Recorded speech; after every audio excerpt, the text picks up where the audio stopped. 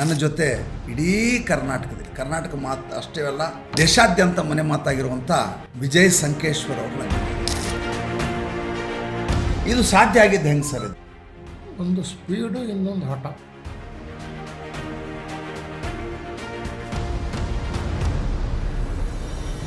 Speed ಅಂದರೆ ಯಾರಾದರೂ ಒಂದು 10 ದಿವಸದಲ್ಲಿ ಮಾಡೋ ಕೆಲಸ 1 ದಿವಸದಲ್ಲಿ ಮಾಡೋ.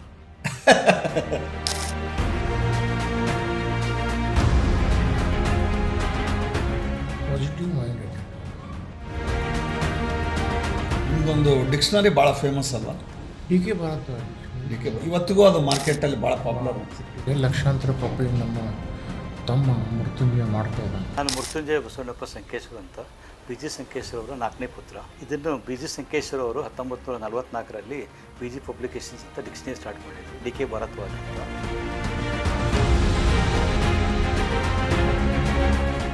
ಲಾಭದಾಯಕ ಉದ್ಯಮ ಅಂತಿರೋ ಮೇಲೆ ಲಾಭದಾಯಕ ಆಗೋಲ್ಲ, ಅದನ್ನು ಮಾಡೋ ಪದ್ಧತಿಯಲ್ಲಿ ಮಾಡಿದ್ರೆ ಲಾಭದಾಯಕ ಆಗುತ್ತೆ.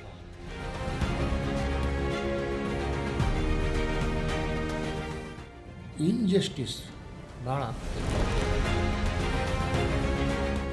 ಇಲ್ಲಿ ಕೂಡ ಹುಬ್ಬಳ್ಳಿಯಲ್ಲಿ ನಮ್ಮ ಮೇಲೆ ಕಾಟಾಚಾರ ವಾಮಾಚಾರ ಚಾಲು ಆಗ್ತದೆ. ಇದು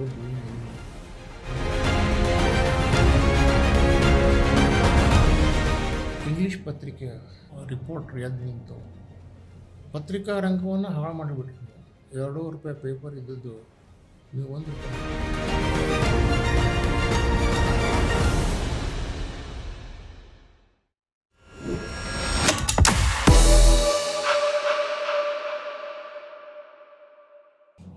ಒಂದು ಅಗಾಧವಾದಂಥ ಪಯಣ.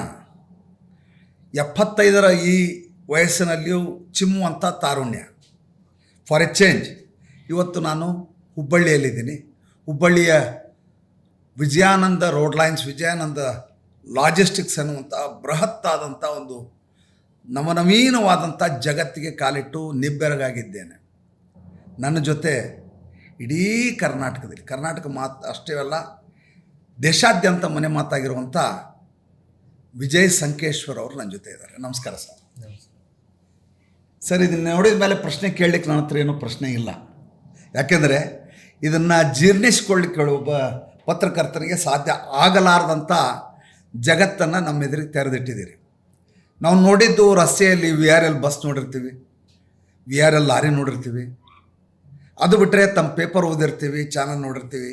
ಅದನ್ನು ಮೀರಿ ಅದರ ಹಿಂದೆ ಇಂಥ ಅಗಾಧವಾದಂಥ ಕನಸಿದೆ, ಅದು ಈ ರೀತಿಯಾಗಿ ಸಾಕ್ಷಾತ್ಕಾರಗೊಂಡಿದೆ ಅಂತ ಯಾರೂ ಕೂಡ ಕಲ್ಪನೆ ಮಾಡಲಿಕ್ಕೆ ಸಾಧ್ಯ ಇಲ್ಲ. ಈಗ ನಮ್ಮ ಈ ಸಂದರ್ಶನ ಮಧ್ಯೆ ಅದರ ಕೆಲವೊಂದು ಕಟಾವೆಗಳನ್ನು ನಾನು ತೋರಿಸ್ತೇನೆ. ಈಗ ಇದು ಸಾಧ್ಯ ಆಗಿದ್ದು ಹೆಂಗೆ ಸರ್? ಇದು ಒಂದು ಸ್ಪೀಡು, ಇನ್ನೊಂದು ಹಠ. ಸ್ಪೀಡು ಮತ್ತು ಹಠ ಏನಂಗಂದ್ರೆ? ಸ್ಪೀಡ್ ಅಂದರೆ ಯಾರಾದರೂ ಒಂದು 10 ದಿವಸದಲ್ಲಿ ಮಾಡೋ ಕೆಲಸ 1 ದಿವಸದಲ್ಲಿ ಮಾಡೋ. Positive minded. ಈಗ ಯಾರೋ ಒಂದು ಡಿಸಿಷನ್ ತೊಗೋಬೇಕಾದ್ರೆ ಆಯಿತು, ಅಮಾವಾಸ್ಯೆ ಆಗಲಿ, ಮುಂದೆ ದೀಪಾವಳಿ ಆದಮೇಲೆ ಮಾತಾಡ್ತೀನಿ ಹಿಂಗೆಲ್ಲ ಹೇಳ್ತಿರ್ತಾರೆ. ನಮ್ದು ಹಂಗೆ ನಾವು within fraction of minute will take a decision whether it is right or not. ಅದು ಅವಸರ ಅಂತ ಅನ್ಸಂಗಿಲ್ವಾ? ಇಲ್ಲ, ಅನ್ಸಂಗ. It is practice and confidence we have. Confidence level. ಶುರು ಆಗಿದ್ದು ಹೆಂಗಿದೆ ಪ್ರಯಾಣ? ನಮ್ಮ ಫ್ಯಾಮಿಲಿ ಬಿಸ್ನೆಸ್ಸು ಪುಸ್ತಕ ವ್ಯಾಪಾರ, ಪುಸ್ತಕ ಪ್ರಕಟಣೆ ಎಲ್ಲ ನಮ್ಮ ತಂದೆಯವರು ಸ್ಟಾರ್ಟ್ ಮಾಡಿದ್ದು ಆಲ್ಮೋಸ್ಟ್ 90 ವರ್ಷದಿಂದ. ಎಲ್ಲಿ, ಯಾವ ಊರಲ್ಲಿ? ಗದಗಿನ. ಗದಗ ಜಿಲ್ಲೆ. ಈಗ ಪಬ್ಲಿಷರ್ಸ್ ಅಂತೇಳಿ ನಮ್ಮ ಫಾದರ್ ಶುರು ಮಾಡಿದ್ರು. ಅದರೀಗ ನಮ್ಮ ಅಣ್ಣ ತಮ್ಮರು ಎಲ್ಲ ನೋಡ್ಕೊತಾ ಇದ್ದಾರೆ. ನಮ್ಮ ರಿಲೇಷನ್ಸ್ ಎಲ್ಲ ಪ್ರಶ್ನೆಯಲ್ಲಿ ಇದ್ದಾರೆ. ಎಲ್ಲರೂ ಪ್ರಿಂಟಿಂಗ್. ನಮ್ಮ ಫಾದರ್ 1000 ಪುಸ್ತಕಗಳನ್ನು ಪ್ರಕಟಣೆ ಮಾಡಿದ್ರು. ಏನು ತಂದೆಯವ್ರ ಹೆಸರೇನು? ಬಸವಣ್ಣಪ್ಪ. ಮೂಲತಃ ಅವರು ಎಮ್ಕನ್ಮಟ್ಟಿ, ಬೆಳಗಾವಿ ಡಿಸ್ಟ್ರಿಕ್ಟ್. ಓಹ್, ಸಂಕೇಶ್ವರ್ ಅಂತ ಹೆಸರು ಬಂದದ್ದು ಹಂಗೆ? ಅದು ನಮ್ಮದು ಒರಿಜಿನಲ್ ಹೆಸರು ತುಬಶಿ. ಓಹ್, ತುಬಶಿ ಅನ್ನೋದು ಜಮಖಂಡಿ ಹತ್ರ ಇದೆ, ಅಲ್ಲಿಂದ 15 ಕಿಲೋಮೀಟರ್. ಆವಾಗ ನಮ್ಮ ಹೆಸರೇನೋ ಪಾಟೀಲ್ ಅಂತಿತ್ತಂತೆ. ಪಾಟೀಲ್. ಸೊ ಆ ಪಾಟೀಲದ ಒಂದು ಗುಂಪು ಎಮ್ಕನ್ಮಡಿಗೆ ಬಂದು ಎಸ್ಟಾಬ್ಲಿಷ್ ಆಯಿತು. ಬೆಳಗಾವಿ ಜಿಲ್ಲೆ ಎಮ್ಕನ್ಮಡಿ. ಬೆಳಗಾವಿ ಜಿಲ್ಲೆ ಆಲ್ಮೋಸ್ಟ್ 600 ಇಯರ್. ಅದಕ್ಕೆ ಅಲ್ಲಿ ಬೆಳಗಾವಿ ಮಂದಿ ಅದೆಲ್ಲ ಮಹಾರಾಷ್ಟ್ರ ಟೋನು ಇವಾಗ ತುಬ್ಚಿಯಿಂದ ಬಂದಾರ ಅಂಥೇಳಿ ತುಬ್ಚಾಗಳು ಅಂತ ಮುಂದೆ ತುಬ್ಚಿನ ಆಗಿಬಿಡ್ತದೆ ಹೆಸರು. ಆಮೇಲೆ ಈ ತುಬ್ಚಿ ಫ್ಯಾಮಿಲಿಗಳು ಬೆಳಗಾವಿ ಮತ್ತು ಸುತ್ತಮುತ್ತಲ ಮತ್ತು ಬೆಂಗಳೂರಿನಲ್ಲಿ ಆಲ್ಮೋಸ್ಟ್ 200 ಫ್ಯಾಮಿಲೀಸ್ ಇದಾವೆ ನನ್ನ ಟಚ್ಕಿಂತ. ಈಗ ಇವರು ನಮ್ಮ ಫಾದರ್ ತುಬ್ಚಿಗಳು ಮತ್ತು ನಮ್ಮ ದೊಡ್ಡ ಅಣ್ಣ ಅವನು ತುಬ್ಚಿ. ನೀವು ಗೋಯಿಂಗ್ ಟು ಸ್ಕೂಲ್, ಅವನ ಹೆಸರು ಶಾಲೆಯಲ್ಲಿ ತುಬ್ಚಿ ಅಂತ. ಇವರು ಪಿ ಸಿ ಶಾಬಾಯಿ ಮಠ ಪುಸ್ತಕ ಅಲ್ಲಿ ನೌಕರಿಗೆ ಹೋದ್ರು ನಮ್ಮ ಫಾದರ್. 10 ವರ್ಷ ಅಲ್ಲಿ ನೌಕರಿ ಮಾಡಿದ್ರು. ಅಲ್ಲಿ ಜನ ಮಾರ್ಕೆಟ್ನಲ್ಲಿ ಸಂಕೇಶ್ವರಿಂದ ಬಂದವರು ಸಂಕೇಶ್ವರಿ ಅನ್ನೋಕತ್ತು ಒಂದು ಹೆಸರು ಸಂಕೇಶ್ವರಿ. ನಿಮ್ಮದೊಂದು ಡಿಕ್ಷನರಿ ಭಾಳ ಫೇಮಸ್ ಅಲ್ವಾ? D K Bharat D K ಇವತ್ತಿಗೂ ಅದು ಮಾರ್ಕೆಟಲ್ಲಿ ಭಾಳ ಪಾಪ್ಯುಲರ್ ಇಟ್ಟಿದೆ. ಲಕ್ಷಾಂತರ ಕಾಪಿ ನಮ್ಮ ತಮ್ಮ ಮೃತ್ಯುಂಜಯ ಮಾಡ್ತಾ ಇದ್ದಾನೆ. ಸೊ ವರ್ಷನಾಗ ಒಂದು 5-6 ಎಡಿಷನ್ ಹಾಕೋ, 20,000, 15,000, 30,000 ಹೀಗೆ ಒಂದು 5-6 ಎಡಿಷನ್ ಆಗ್ತವೆ. ಈಗೂ ಪ್ರಿಂಟಿಂಗ್ ಉದ್ಯಮ ಇದ್ದೇ ಇದೆ ದೊಡ್ಡ ಪ್ರಮಾಣದಲ್ಲಿ. ದೊಡ್ಡ ಪ್ರಮಾಣದ. ಅದು ನಿಮಗೆ ಬಹುಶಃ ರಕ್ತಗತವಾಗಿ ಬಂದಿರುತ್ತೆ, ಅದಕ್ಕೆ ನ್ಯೂಸ್ ಪೇಪರ್ ಇಂಡಸ್ಟ್ರಿಗೆ ಬಂದಿರಬಹುದು ಅಂತ. ಅದಕ್ಕೇನು ಸಂಬಂಧ ಇಲ್ಲ. ನ್ಯೂಸ್ ಪೇಪರ್ ಇಂಡಸ್ಟ್ರಿಗೆ ಬಂದದ್ದು ಹೆಂಗೆ? ಅದು ನ್ಯೂಸ್ ಪೇಪರ್ನಲ್ಲಿ ಬಂದಾಗ 96, 98 2 ಎಲೆಕ್ಷನ್ ಆದವು. ಯಾವಾಗ? ಅವಾಗ ನಾನು ಅಬ್ಸರ್ವ್ ಮಾಡಿದೆ, ಬೇರೆ ರಾಜ್ಯದ ನ್ಯೂಸ್ ಪೇಪರು ಮತ್ತು ಕರ್ನಾಟಕದ ನ್ಯೂಸ್ ಪೇಪರು ಒಂದು ನಿಂತ ನೀರಾಗಿತ್ತು. ರಾಜ್ಯ ಮಟ್ಟದ ನ್ಯೂಸ್ ಪೇಪರ್ ಅಂತ ಒಂದು ಬೆಂಗಳೂರಿಗೆ ಸೀಮಿತ ಆಗಿತ್ತು, ಮೈಸೂರು ಆ ಭಾಗದಲ್ಲಿ. ಒಂದು ಉತ್ತರ ಕರ್ನಾಟಕಕ್ಕೆ ಒಂದು ಪೇಪರ್ ಸೀಮಿತ ಆಗಿತ್ತು, ಹುಬ್ಳಿದು. ಅದೇ ರೀತಿ ದಕ್ಷಿಣ ಕನ್ನಡಕ್ಕೆ ಒಂದು ಕನ್ನಡ ಪತ್ರಿಕೆ ಸೀಮಿತ ಆಗಿತ್ತು. ಸೊ ಇನ್ಜಸ್ಟಿಸ್ ಭಾಳ ಆಗ್ತಾಯಿತ್ತು. Injustice to the common man. ನಾನು ಓದ್ತಾ ಇದ್ದೆ ಪತ್ರಿಕೆಯನ್ನು, 15 ವರ್ಷ ಹುಡುಗಿದ್ದೆ ಅಂತ ಓದ್ತಾ ಇದ್ದೆ. 98ನಲ್ಲಿ ನಾನು ಆವಾಗಲೇ 2 ಟರ್ಮ್ MP ಆಗಿಬಿಟ್ಟಿದ್ದೆ. ನಿಂತು ನೀರಾಗಿತ್ತು. ಪತ್ರಿಕೆಯವರ ಕೃಪಾ ಕಟಾಕ್ಷ ಇಲ್ಲದೆ ಇದ್ದರೆ ಯಾವುದೋ ರಾಜಕಾರಣಿಗಳು ಬದುಕೋಕ್ಕಾಗಲ್ಲ. ನಾವೇನು ರಾಜಕಾರಣಿ ಅಲ್ಲ ಏನಲ್ಲ, ಬಟ್ ಲೈಕ್ ಮೇ ಬಿ ದೇವೇಗೌಡರು ಇರ್ಬೋದು, ಬಂಗಾರಪ್ಪ ಇರ್ಬೋದು, ಹೆಗಡೆಯವರು ಇರ್ಬೋದು. ನಾನು ಸ್ಟಡಿ ಮಾಡ್ತಾ ಇದ್ದೆ. ಇಲ್ಲಿ ಕೂಡ ಹುಬ್ಬಳ್ಳಿಯಲ್ಲಿ ನಮ್ಮ ಮೇಲೆ ಕಾಟಾಚಾರ ವಾಮಾಚಾರ ಚಾಲು ಆಯಿತು, ವಿದೌಟ್ ಡೂಯಿಂಗ್ ಎನಿಥಿಂಗ್ ರಾಂಗ್. ರಾಜಕಾರಣಿ ಅಂದರೆ ಅವನಿಗೆ ಸತಾಯಿಸು ಕೆಲವು ಪತ್ರಿಕೆ ಮತ್ತು ಗುಣಧರ್ಮ ಆಗಿಬಿಟ್ಟಿತ್ತು. ಅದಕ್ಕೆ ನಿಜವಾಗಲೂ ಸ್ಟೇಟ್ ಲೆವೆಲ್ ಪೇಪರ್ ಇಲ್ಲ ಅಂತ ಹೇಳಿ ನಾನು ತಮಿಳುನಾಡಿನಲ್ಲಿ ಹೋದೆ. ಅಲ್ಲಿ ಪೇಪರ್ಗಳು ಒಂದು 20 ಕಡೆ ಪ್ರಿಂಟ್ ಹಾಕೋದು. ಮಲಯಾಳಂ ಅಲ್ಲಿ ಒಂದು ಕೇರಳ ಅಲ್ಲಿ ಒಂದು 10 ಕಡೆ ಪ್ರಿಂಟ್ ಆಗ್ತದೆ. ಆಂಧ್ರ ಆವಾಗ ನಾನು ಭೇಟಿಯಾಗಿದ್ದು 98ನಾಗ ರಾಮೋಜಿರಾವ್ ಅಲ್ಲಿ ಹೋಗಿ ಅವ್ರಿಗೆ ಭೇಟಿಯಾಗಿ ಅಪಾಯಿಂಟ್ಮೆಂಟ್ ತೊಗೊಂಡು ಡಿಸ್ಕಷನ್ ಮಾಡಿ, ನೀವು ಇಷ್ಟೊಂದು ಸೆಂಟ್ರ್ ಯಾಕೆ ಮಾಡ್ತೀವಿ? ಇಲ್ಲ 100 ಕಿಲೋಮೀಟ್ರ್ ವ್ಯಾಪ್ತಿಯಲ್ಲಿ ನಾವು ಡೆಲಿವರಿ ಕೊಡಬೇಕು. ಸೊ ಬೇರೆ ಪತ್ರಿಕೆಯವರು ಹುಬ್ಬಳ್ಳಿ ಆಗೋ ಪಂಥಕ್ಕೆ ಹೆಂಗಿತ್ತು ಅಂದರೆ 4 ಗಂಟೆ ಮಟ್ಟ ಏನು ನ್ಯೂಸ್ ಕೊಡ್ತೀರಾ ಅದೇ ಲಾಸ್ಟ್. ಸಂಜೆ 4 6 ಗಂಟೆಗೆ ಪತ್ರಿಕೆಯನ್ನು ಪ್ರಿಂಟ್ ಮಾಡೋದು ಚಾಲು. ಸಂಜೆ ಮುಂದೆ 6 ಗಂಟೆಗೆ ಚಾಲು ಮಾಡಿ ಬೆಳಿಗ್ಗೆ 5 ಗಂಟೆವರೆಗೆ ಮಾಡೋದು.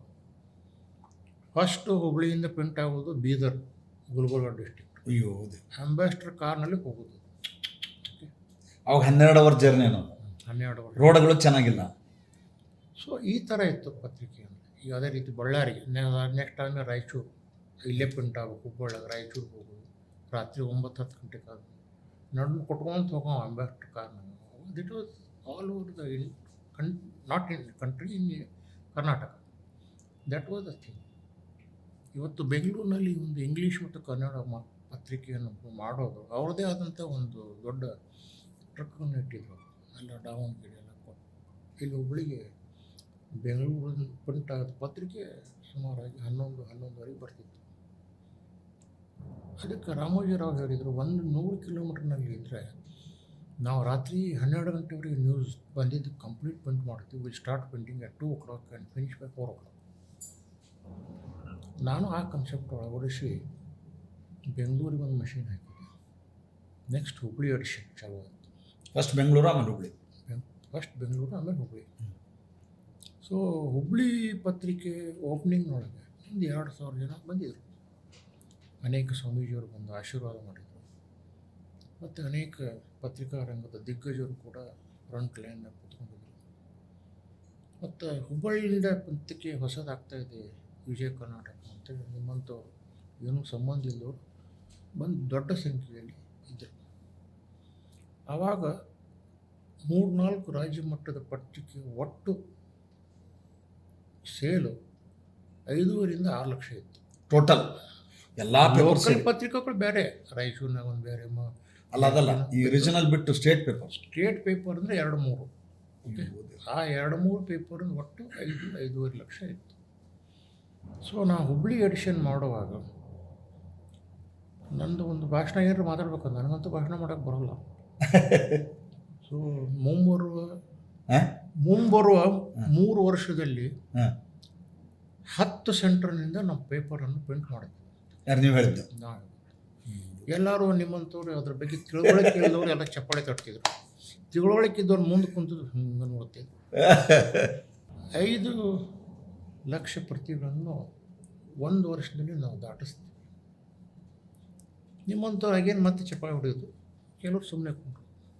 ನಾನು ಗಮನಿಸ್ತಾ ಇದ್ದೆ, ಇವ್ರು ಯಾಕೆ ಚಪ್ಪಾಳೆ ಹೊಡಿತಾ ಇದ್ದಾರೆ ಅಂತೇಳಿ, ಇವ್ರು ಯಾಕೆ ಹಿಂಗೆ ನೋಡ್ತಾ ಇದ್ದಾರೆ, ಎರಡೂ ನನ್ನ ಗಮನದಲ್ಲಿ ಇತ್ತು.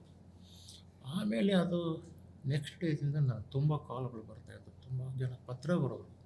ಅವರೆಲ್ಲ ಹಿತೈಷಿಗಳು, ಅವರು ನನ್ನ ಯಾರು ವೈರಿಗಳಲ್ಲ. ನೀವು ಹುಚ್ಚನಂಗೆ ಮಾತಾಡಬೇಡ, ಬೆಂಗಳೂರಿನಿಂದ ಹುಬ್ಳಿಗೆ 2 ಸೆಂಟ್ರ್ ಮಾಡಿದ್ದಕ್ಕೆ ನೀ 10 ಸೆಂಟ್ರ್ ಅಂತ ಹೇಳ್ತಾ ಇದ್ದಿ, ಹಾಗೆ ಹೀಗೆ ಅಂತೇಳಿ 6 ಲಕ್ಷ ಪೇಪರು 1 ವರ್ಷದಲ್ಲಿ ಮಾತಾಡ್ತಾ ಇದ್ವಿ. 6 ಲಕ್ಷ ಪೇಪರ್ 1 ವರ್ಷ. ಅಯ್ಯೋ. ಸೊ ನೀವು 1 ಲಕ್ಷ ಮುಟ್ಟಾಕನೇ ನಿನಗೊಂದು ಈ ಜೀವನ ಪೂರ ಹೋಗುತ್ತೆ. 1 ಲಕ್ಷ ಮುಟ್ಟಾಕ ಇಡೀ ಜೀವನ ಹೋಗುತ್ತೆ. ಅವಾಗ ಎಷ್ಟಿತ್ತು ಸರ್ಕ್ಯುಲೇಷನ್? ಅವಾಗೇನು ಹುಬ್ಳಿಯಿಂದ ಒಂದು 4,000, ಬೆಂಗಳೂರಿಗೆ ಒಂದು 8,000 ಇತ್ತು ಅಷ್ಟೇ. ಸ್ಟಾರ್ಟಿಂಗ್ ದಿವಸ ಅದು ಫಸ್ಟ್ ಡೇ. ಸೊ ಈ ಥರ ಆಗಿ ಪೇಪರು ಬೆಳ್ಕೊಂತ ಬಂತು. ನಾನು ಗಂಗಾವತಿ ಎಡಿಷನ್ ಮಾಡಿದೆ. ಗಂಗಾವತಿ ಎಡಿಷನ್ ಮಾಡಿದಾಗ ಜನ ಗಂಗಾವತಿಯಲ್ಲಿ ಇದು ಗೊತ್ತಿಲ್ಲ, ಇವನು ಎಲ್ಲಿ ಮಾಡಿದ್ದಾನೆ. ನಮ್ಮ ಭಾಳ ಖಾಸ ತಮ್ಮನಕ್ಕಿಂತ ಜಾಸ್ತಿ ಇರೋರು ಅಂದರೆ ರವಿ ಬೆಳಗೆರೆ.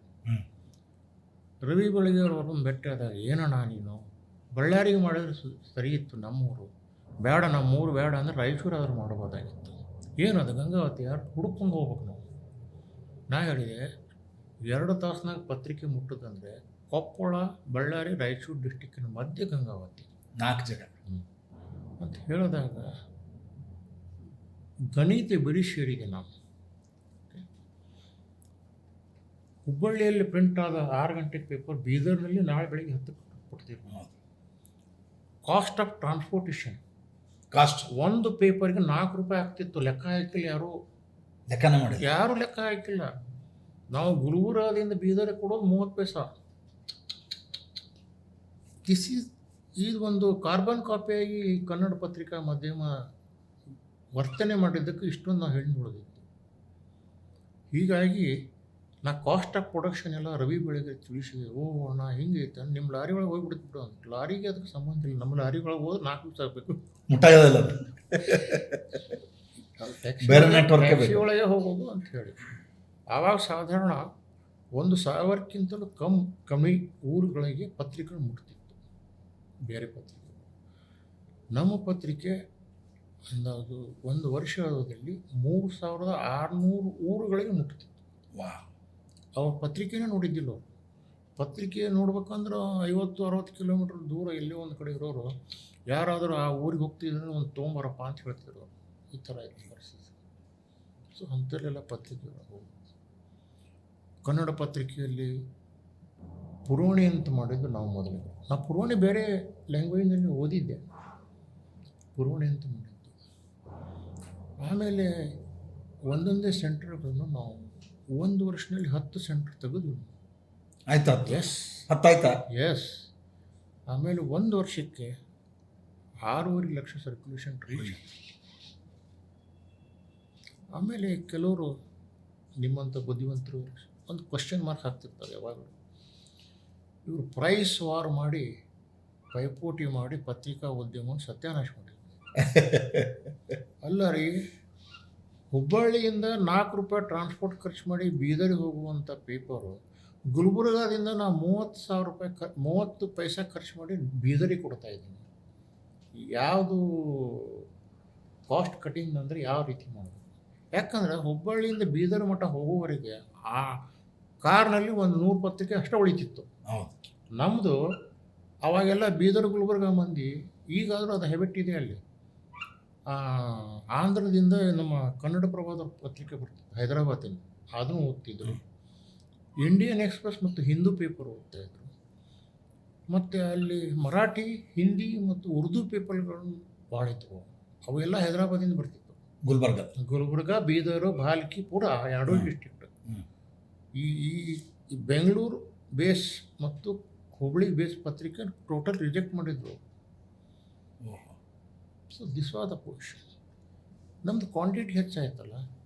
ಹುಬ್ಳಿಯಿಂದ ಹೋಗೋ ಪತ್ರಿಕೆ 200 ಕಾಪಿ, 4 ರೂಪಾಯಿ ಒಂದು ಕಾಪಿ ಕಾಸ್ಟು. ನಾವು 30 ಪೈಸೆ ಗುಲ್ಬರ್ಗಿಂದ ಕಳ್ಸೋಣ. 8,000 ಪತ್ರಿಕೆ ಆವಾಗ ಬೀದರ್ಗೆ. ಸಣ್ಣೂರು ಬಾಲಿಕೆ ಅಂದರೆ ಒಂದು 1,200, 1,800 ಹೀಗೆ. This is the cost cutting. ಅಂದರೆ ಕ್ವಾಂಟಮ್ ಸೇಲ್ಸ್. ಆಮೇಲೆ ಎಲ್ಲರೂ ಈ ಪೈಪೋಟಿಗೆ ಬರಲೇಬೇಕಾದ್ರೆ ಅವ್ರು ಬೇರೆ ಆಪ್ಷನ್ನೇ ಉಳಿಲಿಲ್ಲ. ಪೈಪೋಟಿ ಮಾಡಲೇಬೇಕು. ಅವ್ರದ್ದು ಏನಿತ್ತು, 2 ರೂಪಾಯಿ ಪೇಪರ್ ಇದ್ದದ್ದು ಇವಾಗ 1 ರೂಪಾಯಿ ಮಾಡ್ಯಾನ. 1.5 ರೂಪಾಯಿ ಕಳ್ಕೊತಾ ಇದ್ದಾನೆ. ಪೇಪರ್ನಲ್ಲಿ ಯಾವಾಗಲೂ ಕಳ್ಕೊಳ್ಳೋದೆ. ಈಗಾದರೂ 20 ರೂಪಾಯಿ ಪೇಪರ್ ನಾವು ಕೊಡ್ತಾ ಇರ್ತೀವಿ. 5 ರೂಪಾಯಿ ಅಡ್ವರ್ಟೈಸ್ಮೆಂಟ್ ಒಂದೇ ಬೇಸ್ ನಮಗೆ. ಇದೇ ರೀತಿ 2003ದಲ್ಲಿ ಈಗ ಒಂದು ಪೇಪರ್ 20 ರೂಪಾಯಿನೇ ಬೀಳೋದಾ? ಈಗ 20 ರೂಪಾಯಿ ಬೀಳ್ತೈತಿ. ನಾವು ಕೊಡೋದು ಡೀಲರ್ ಅಂದಾಜು ನನಗೆ ಕರೆಕ್ಟ್ ಗೊತ್ತಿಲ್ಲ. 2 ರೂಪಾಯಿ 50 ಪೈಸೆ, 2 ರೂಪಾಯಿ 60 ಪೈಸೆ ಕೊಡ್ತೀವಿ ಡೀಲರ್ ಅವ್ರು ಒಂದು ಸ್ವಲ್ಪ ಕಮಿಷನ್ ತಿಟ್ಕೊಂಡು ಹುಡುಗರಿಗೆ ಕೊಡ್ತಾರೆ. ಸೊ ಅದರಲ್ಲಿ ನಿಮ್ಗೆ ರೆವೆನ್ಯೂ ಬರೋದು ನಿಮ್ಮ ಟಿ ವಿ ಇದ್ದಂಗೆ. ಅದು ರೆವೆನ್ಯೂ ಬರೋದು ಅಡ್ವರ್ಟೈಸ್ಮೆಂಟ್. ಇದು ರೆವೆನ್ಯೂ. ಲಾಭದಾಯಕ ಉದ್ಯಮ ಅಂತಿರೋ ಆಮೇಲೆ ಲಾಭದಾಯಕ ಆಗೋಲ್ಲ. ಅದನ್ನು ಮಾಡೋ ಪದ್ಧತಿಯಲ್ಲಿ ಮಾಡಿದರೆ ಲಾಭದಾಯಕ ಆಗುತ್ತೆ. ಯಾವುದೇ ಉದ್ಯಮ ಮಾಡಿರಿ ಎಂದೂ ಲಾಭ ಆಗಲ್ಲ. ನೀವು ಚಹಾ ಮಾರಿರಿ ನಿಮಗೆ ಲಾಭ ಆಗೋಲ್ಲ. ಅದರ ಪದ್ಧತಿಯಿಂದ ಮಾಡೋದು. ನೀವು ದೋಸೆ ಮಾಡಿದ್ರೆ ಲಾಭ ಆಗೋಲ್ಲ.